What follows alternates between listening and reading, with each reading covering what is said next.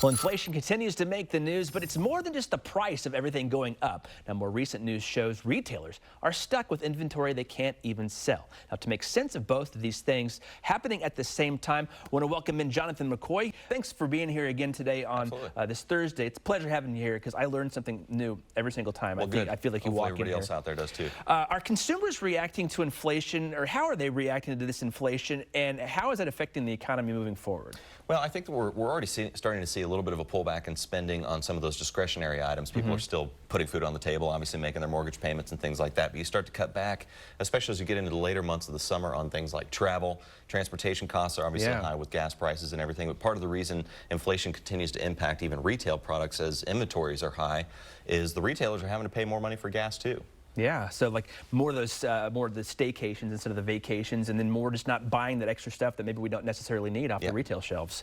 Well, what services does Market Advisory Group provide to help people deal with this type of inflation? Well, very directly, I mean, as financial planners, what we're looking at is how can we work through budget management, budget control, knowing what to expect the next 6 to 12 months out of how much money is it realistic for you to be able to spend safely, especially in retirement. But then, especially on the tax management side, are we giving away too much money to the IRS? Ultimately based on, for retirees, how you're pulling money out of those retirement accounts, what are your withholdings set at, is there maybe a little bit of extra cash that you could be holding in your bank accounts throughout the year as opposed to getting that big tax refund come next April. Well, speaking of taxes, I know we have a question here. This one is from Ava J. She says, I have a retirement account that I did pay taxes on up front.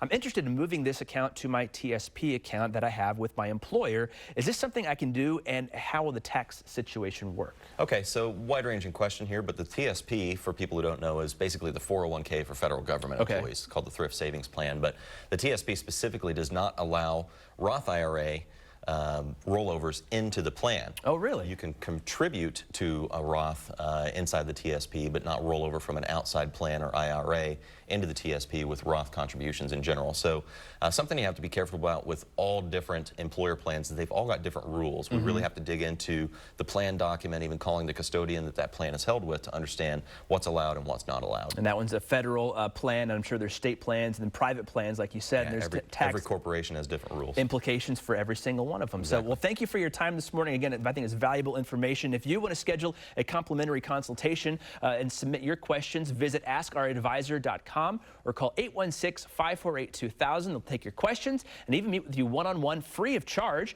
If you include your address, Market Advisory Group will send you a free gift.